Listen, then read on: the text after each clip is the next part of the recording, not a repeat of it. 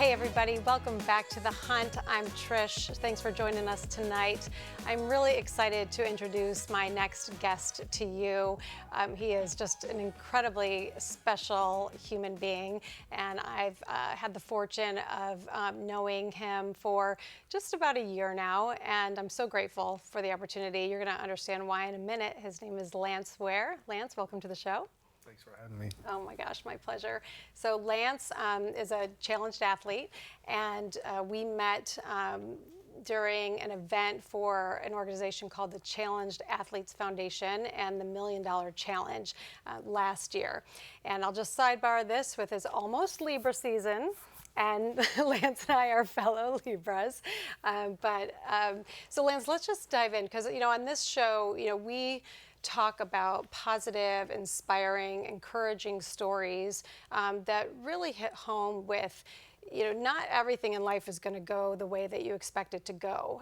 But in those moments, you have a choice.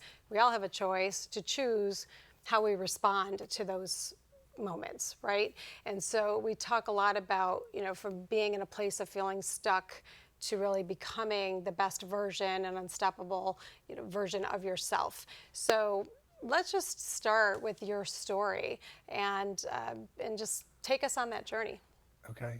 1993, I was 21 years old. I was canoeing on a river that I grew up on. It was a really hot day. The canoe got lodged on a rapid. I got out of the canoe, unlodged it. I dropped my hat in the water to cool off. I leaned in head first to retrieve it, and I made a bad choice. And doing that, I shattered my C5 vertebrae, which resulted in instant paralysis. Not only my legs, but part of my arms as well. So yeah, the next few years were extremely tough for me. I had a loving family, I have an incredible community, but I went back to just a spot that, I was lacking some resources and some opportunities, and so I fell into a deep state of depression, and which led to, addiction, and also led to just, the thoughts of not wanting to be here anymore. Luckily, that changed, and I ended up out here in California because of a dog, and saved my life. And because of that move, I connected with Challenged Athletes Foundation, and just since then, my life's been incredible. And I'm just really thankful and blessed and lucky to be sitting here and telling you about it. That's amazing. I'm literally shaking right now just thinking of that image of you in the canoe, because how many times do we all just go out and take for granted, the things that we like to do, whether it's, run, canoe, hike, whatever it is, and just in a split moment, something like that could happen. So if you go back to 1993, yeah. And were you alone? No, I was with a thank group of goodness. friends. Okay.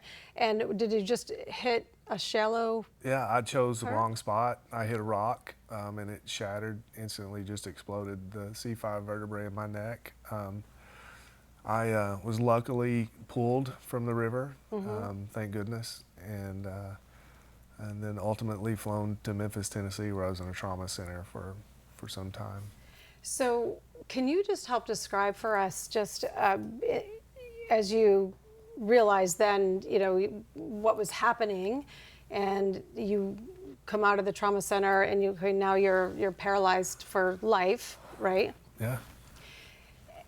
And just a few days earlier, you were just a regular 23-year-old kid. Yeah. I was in the Marine Corps Reserves. I had previously, a few months earlier, attempted to walk on to my college football program. I was an active 21-year-old. Oh, totally. And then instantly, I was having to ask for people to help me with a drink of water and brush my teeth. I couldn't move my arms for months, and it was just, I was so scared that that my life was over. And I thought that for a long time.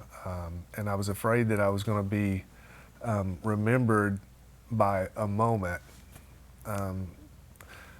Ultimately, I told myself, you got to somehow fix that and don't be remembered for that single moment, but be remembered for something else. That's amazing. I mean, did you feel like that moment came just from within, or were you triggered by something? Did you read something, or something happened? What I always say, like the 6 inches between our ears really makes the difference in our lives, right? So was there a moment?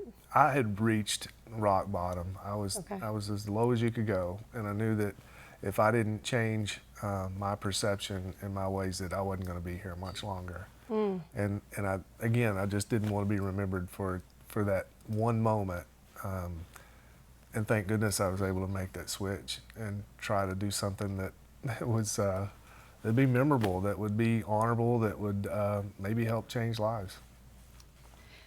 And your family, obviously, we're right there with you. And then when you decided to come out to California, did you come out alone, or did you have a support system? I did come alone. My mom made the trip with me and helped me make an adjustment for about a month. I applied for a job through Canine Companions for Independence. I knew then that whenever I was here receiving my first dog, that I was a part of something extremely special. And I had finally found something that I wanted to be a part of and wanted to do. So it motivated me to finish college, to move out to California 14 years post-injury. And I didn't even have any idea I was going to do it. I didn't have caregivers. I didn't have medical. I just knew that I had to make this move, or, it had to be done. Wow. I mean, it's so inspirational because, I think we can all just start to feel sorry for ourselves, and get into ruts. So your story is so inspirational because with the limitations that you are now faced with, you still proved that just through having a sense of purpose and having a strong, mental capacity can move you down a different path, and it can be the difference between life and death. Most definitely. Yeah, that was my story for sure. And, I've been fortunate to be surrounded by some incredible people that continue to make differences in my life and motivate me to be better by watching, everybody around me. I'm like, I have to do more. I'm not doing enough. That's incredible, because I think you make people feel that way too. And so are you still associated with the Canine Companions? Companions? Yeah, Canine Companions will always be a part of my life. Yeah, it's an incredible organization, just like Challenged Athletes Foundation. I love talking about both of them. I just want everybody to know about both of them so bad. And is the Canine, we're going to get into Challenge Athletes in a minute, but is the Canine Foundation, is that national? It is. Yeah. It's a national nonprofit. They actually invented the concept of a dog helping somebody outside of blindness. Really? So they are the gold standard for service dog organizations, and they set the bar, and they continue to do that every day. And my story is just one of thousands. Yeah, they do incredible work. That's amazing. So they work with the challenged individual, Yeah. and they pair you up with the right fit dog. They do. Yeah. Yeah, they follow you. They know your story, your routine, your lifestyle, and they're essentially matchmakers, because they have been following this puppy that they've had for, since 8 weeks old. They've been receiving puppy reports. So My goodness. they know what kind of dog that is and how it's going to fit in certain scenarios, and so they match dogs and people. It's incredible. It really is incredible, because I've had the pleasure to meet your dog, and just the sweetest thing. So he's not here today with us, but so do you volunteer for them? I do. I moved out here and I worked with them for 2 years, and then I served on their board for 10, and then I came back and filled another position, which really meant a lot to me, was their veterans liaison. One of the biggest things about Canine Companions for Independence is it actually reconnected me to the Marine Corps, which was something that I lost on August 8, 1993. So to be able to reconnect and get that back in my life was very special.